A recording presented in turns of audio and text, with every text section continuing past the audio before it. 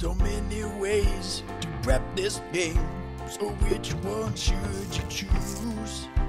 A big X crawl or a tap foot brawl? Well, no matter what, yeah, you just can't lose. Cause the dungeon of love is always enough for the friends we found inside. Any way you play is right.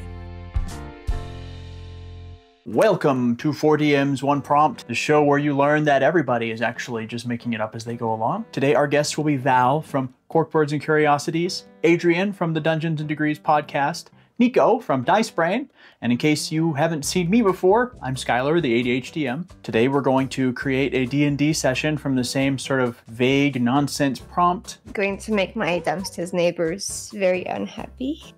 Okay, that's super. Ooh! 16. When swallows fly low? But like there's this saying of like, when swallows like fly low, it's gonna rain. And this is really about how creative minds, like yours, can take the same information and process it in wildly different ways, and they're all awesome.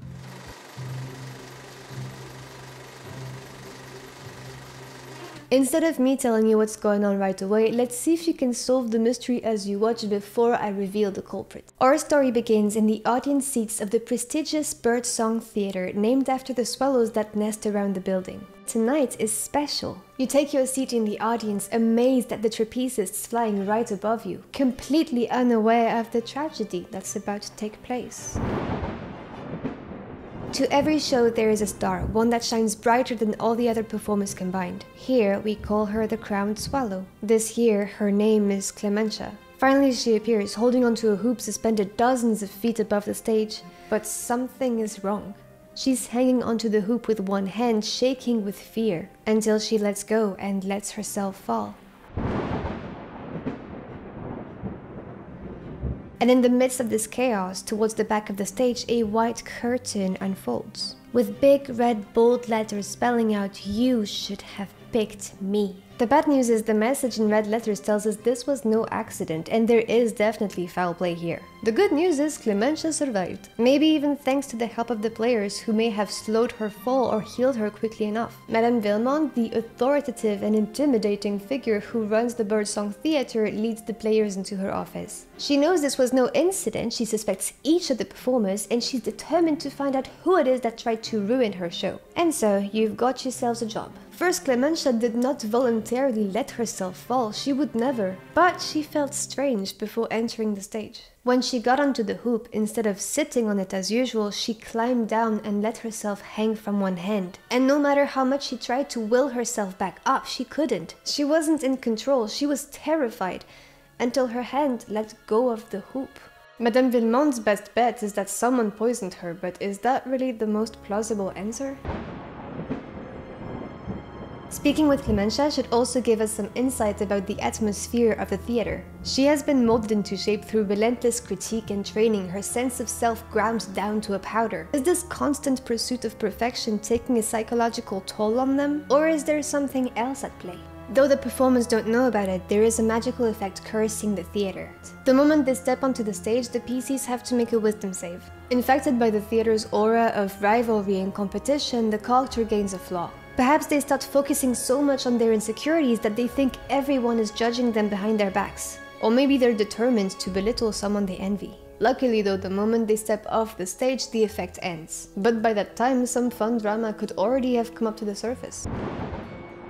Talking about the stage, this is where the performers have been instructed to stay while waiting to be interrogated. The performers whisper both rumors and accusations, and it's the party's job to figure out truth from lies. Some of them are pointing fingers to a performer named Adelaide, who wanted the leading role so bad but isn't even that good a dancer. Some others think Clementia actually did let herself fall. Either she couldn't handle the pressure of being crowned swallow and wouldn't admit to it, or she's straight up going crazy from stress. Because she's been completely paranoid ever since she got cast. If we dig a little deeper, it's not that easy. The girl who was accused, Adelaide, seems like the sweetest thing in the world. Her mother used to dance at the theatre and always believed in her, always thought she'd become crowned swallow. Now that her mother has passed, Adelaide just wanted to honor her. On the other hand, some performers who are close to Clementia tell us that in the past few weeks her behavior was quite disturbing. She would get terrible nightmares and say that she was being observed and followed. And on top of that, during the interrogations, the PC with the highest passive perception spots movement in the audience area. It's a bird, a swallow actually, but translucent and almost glowing. And the moment they turn to look at it again, the bird is gone. Impatient to find out who is guilty, Madame Vilmont has given you full access into the theater. And that includes the dressing rooms, where the performers' personal belongings are kept. On the wall, there are portraits lined up of all the performers who over the years have had the privilege of being cast as the crowned swallow. But on all these portraits, there is a big claw mark. If you have figured out the mystery at this point, you're good. But I'll give one last clue. In the dressing rooms, there is a small wooden box on Adelaide's vanity. Inside, an old folded drawing made by a child. It pictures a woman, and who we assume is her daughter, both wearing the crowned swallow costume. Along with the drawing, there is an old folded letter. It reads, "My little bird, you deserve all the applause. I cannot wait for the entire world to see it as I do, my crowned swallow." And you've seen this handwriting before, in big, bold red letters.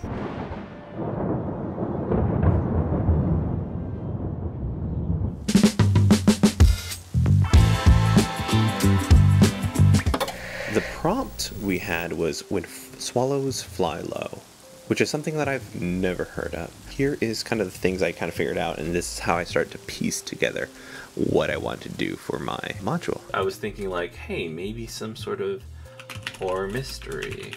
Swallows flying low means the air is damp and the insect prey are flitting near the ground. Now I think I want to focus on this. I wanted this creature to create rain in order to kind of take advantage of animals benefiting from the cover of rain. Moisture makes predators retreat back into their holes and nests, allowing bugs free time to safely roam. This pushes away a certain type of predator. The townspeople heard that the bears don't like the rain, so they are able to harvest honeycomb during times of downpour. I mean, how dark do I want to go? I definitely wanted to go darker. I left behind the whole honey idea. I wanted to keep the bear, but alter it a little bit with magic, giving it a broader whodunit experience. With this in mind, I had to start to set the stage up for my players. The individual buildings, the people, the locations, the clues, all kind of started boiling together. Oh, I'm gonna have to figure out names. I'm the worst with names. Oh no, I can't speak French. That's a good thing for I can just switch it to English.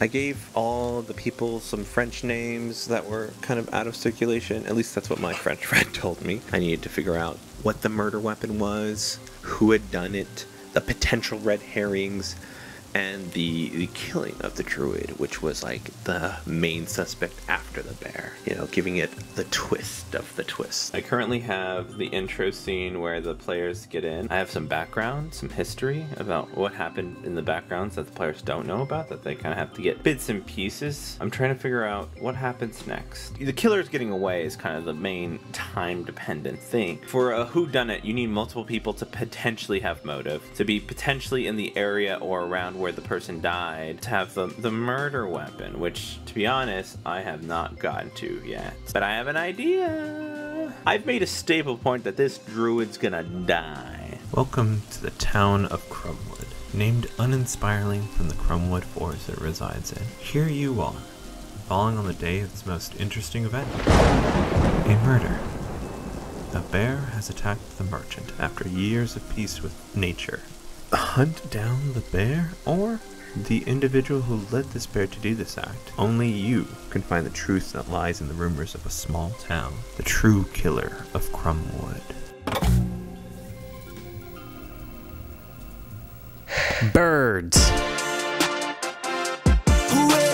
Several days later. Okay, so the idea is there's a village, and then consistently a swarm of birds will just fly down and engulf people. It works with the prompt "when swallows fly low," because when the swallows fly low, then you are stolen from your family, never to be seen from again. Let's add this together. We have these three ideas, and I think we can combine the ideas to form something possibly coherent. Storm Giant That's going to be our main villain. I think the cloud of birds is going to be magically under the storm giant's control, right? He's like an insane, like lunatic sorcerer cloud giant that's able to talk to birds. Maybe he's like a druid storm giant. It should be druid sorcerer storm giant. Some kind of giant that's insane, but also capable of magic. And that magic involves talking to birds. and uses the birds to capture people and eat them. I'm a fucking genius. We have the threat.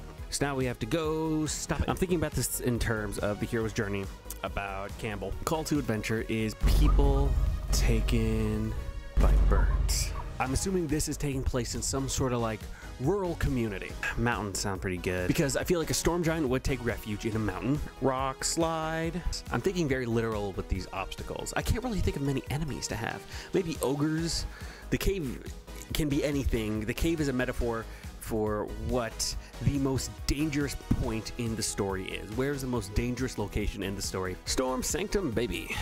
Within the cave, there must be some kind of ordeal. The greatest threat the players have faced so far. So we need to have something really hit them hard. We want there to be some kind of change. And then we have resurrection. Resurrection is the climax. It's like the final fight, but also the final fight can only be won if the players go through some kind of change. And this is tough because we do not know the characters. The ordeal is they lose to the giant. Bear with me. I know it sounds bad. It will make sense. The change is going to be, player character is going to be locked away. And while they are locked away, they're going to learn the key to defeating the storm giant. Once they learn what they need to defeat the storm giant, the resurrection is going to be killing that giant.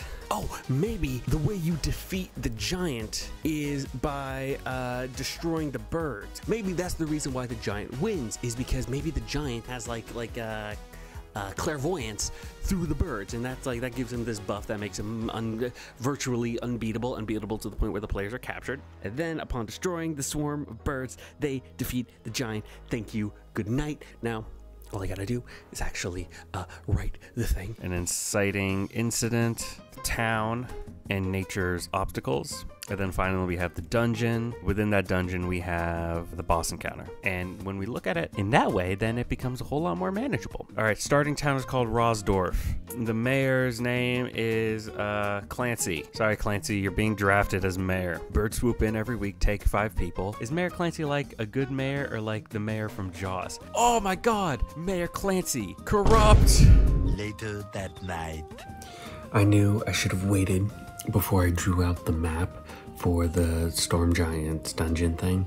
It is 7 hours after stream, and I've been graced with the idea for how it should look. So the entrance is like right here with like a 10-foot hole right here. This is where the rest of the dungeon is. The Storm Giant is in this kind of basin. He can stop the party from escaping. I mean, one of my concerns was that when the party entered the dungeon and the first thing they were greeted with was a storm giant, they would automatically leave because holy shit, it's a storm giant. I needed to find a way to box them in. And this method, I feel so big brain for this right now. This is the most big brain thing I've come up with. You could almost say I got dice brain. Now I got a pencil. Should I use?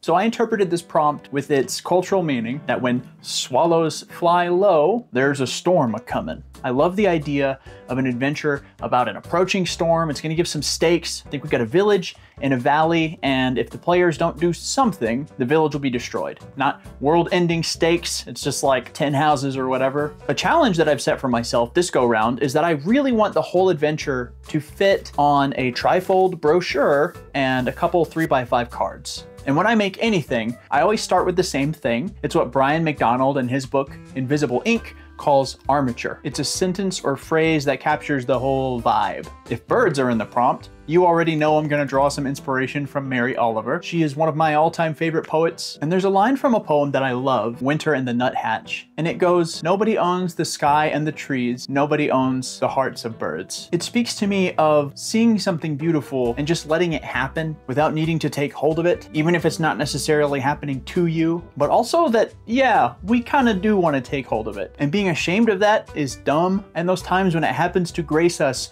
with a touch or a glance are truly remarkable. So I'm just gonna throw that on my corkboard. That's right, Val, you finally corrupted me. So what kind of story can I tell that is about an approaching storm and like a reverent longing for something beautiful? To honor Mary Oliver, I'm going to go on a walk and see if I get any ideas from birds and other wonders.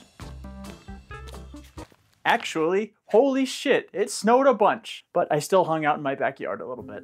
I've been thinking a lot about good omens. I love the idea that these two creatures are meeting up and just enjoying life together under the pretense of being bitter enemies, but they're having this Christmas armistice style relationship. There's a mystery, and at the end of that mystery, what the players discover is that secret joy and love instead of a secret sinister plot. It also fits with our armature. If one of them reaches too hard for the other one takes a step back. I really want that for our central characters. Okay. It is very cold. I'm a West Texas boy. I'm not built for this. Snow is supposed to be on TV only. Okay, the cold got my brain moving. I think two of our characters have emerged. We have an elven wizard named Delilah. Every year she diverts the storm for the sake of the village. On the other side of the valley is a dragon named Perilan Thraxus, or Perry for short. And every year she rides the storm into the valley and clashes with Delilah in the skies. And the wizard must muster all of her strength to turn aside both dragon and nature. Or so the villagers would believe.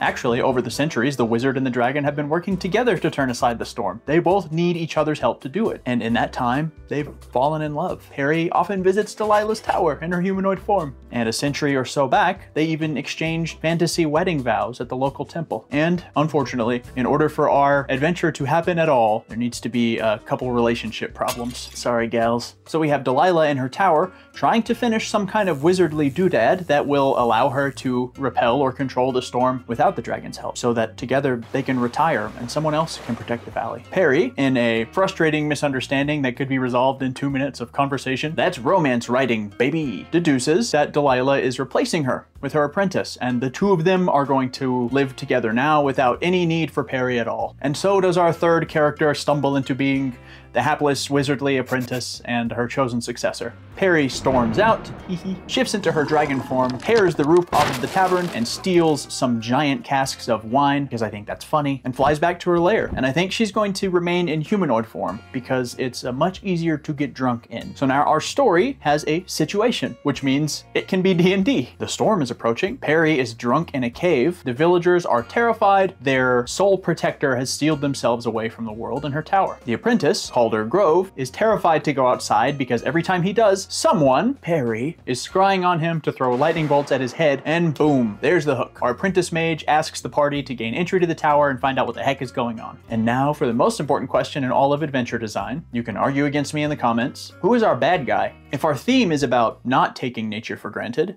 this villain is definitely going to try to exploit it for his own needs. I think that the terrified villagers went and hired a real no-nonsense dragon slayer, Sir Findrick the True. Calder doesn't know exactly what's going on, but he thinks that if killing the dragon was the solution, the mage probably would have done it a while ago. So we as Dungeon Masters know that our villain has an ulterior motive. He's got a magic sword that eats dragon souls. I don't think it's controversial to say that spending the most time and energy out of all the encounters in your adventure on the boss fight is going to yield the strongest results. I won't get too into it here, but I will put a more comprehensive encounter design breakdown on my Patreon. The last major note on this encounter: if Sir Findrick kills Perry, the sword will eat her soul, and he gets a lot stronger for 1 minute, effectively the rest of combat. We'll go ahead and say that if that minute passes by without them defeating him, Perry's soul is lost forever. But if they beat him before it's up, then Delilah has a one-time use staff with Revivify or something in it. Now for the middle stuff. I think before the adventure even begins, Sir Fendrick is already on his way to Perry's lair. But there's a teleportation circle inside Delilah's tower that will take them straight there. One thing I hate about adventures that are supposedly time sensitive is when the players are just able to rest after every single encounter, long rest, short rest, and there are no consequences. Everything turns out the same. The conflict is just kind of doing an idle animation, waiting for them in a room. So our adventure clock will tick forward if the party takes a long rest. In that instance, Perry is slain, and the storm is basically already hitting the valley, so the timeline to help anybody at all will be a lot tighter. I think the way that Calder will offer for them to get into the tower is going to be like an alchemical garbage chute that's really steep that they have to climb up. And here's our first encounter, because this chute is crawling with gray oozes. And I want it to be a little more involved than like sea monster, kill monster, continue to next room. So we'll say the potion gunk lining the tunnel reacts with blood. When PCs take damage, another ooze spawns. And we'll put an iron grate at the very end that they have to force open in order to exit the chute at all. Ground floor and second floor won't waste too much time describing the mundane features, but there will be some clues around as to Delilah and Perry's relationship, and a little alcove where Calder sleeps in his little rinky-dink bed and where he keeps his belongings. His chest at the foot of his bed will have whatever goodies he's promised them as a reward. He'll give them the password to open it. So we ascend Delilah's tower. Is she in there? I don't think so. I think an empty tower is better for the adventure, empty of Delilah anyway, and we'll just leave clues for the characters to piece together the great mystery of their relationship. So our pre-adventure timeline is Delilah tried to make her machine work as fast as possible because Perry stormed off, and she might actually have to do it alone this time. However, it didn't work, and now there are some air elementals leaking from a big crystal in the middle of the wizardly doodad contraption. I think the teleportation circle for the party will need 5 levels worth of spell slots in order to operate. And clever players will realize that they're actually able to use the scrolls and potions from around the workshop as well. When they get there under normal circumstances, I think Delilah will fill them in on anything they didn't pick up themselves inside the tower, but then Sir Fendrick's going to show up. And we need to give him a way to take down Perry as quickly as possible. Ooh, this is suitably tragic and sad. I think that those aforementioned fantasy wedding vows had Perry's true name on them, and with the power of his sword, Sir Fendrick is able to disable a dragon using their true name. So he walks in, essentially drops her immediately, and wants to move in for the kill. Skylar, you just don't want to have to run a dragon in combat during this adventure. That's true. So Sir Fendrick got their wedding vows because he's probably a paladin of whatever the temple is. So he'll be a paladin of loyalty and devotion, but to him that means a devotion to his oath of destroying every single dragon. And his time in the village allowed him to piece together context clues. Delilah can recognize the document that he's reading from. His cronies will engage the party as he beelines it to Perry. If Perry's soul is lost, the flood is not going to stop this year, and we'll have a skill challenge to evacuate the valley or something. I won't spend too much time on that because it's kind of a contingency backup scenario. Fendrick does not care about killing Delilah or really any humanoid opponents. He only wants to slay the dragon. He'll do his best to deal non-lethal damage. If it's a total party knockout, they'll wake up to look down on the valley and just in time to see the storm bear down and destroy the village. Our good ending, and hopefully the more common one, if we are doing our job as dungeon masters to enable heroics, is that Fendrick dies, Perry lives, the two of them, Delilah and Perry, fly into the sky together and turn back the storm.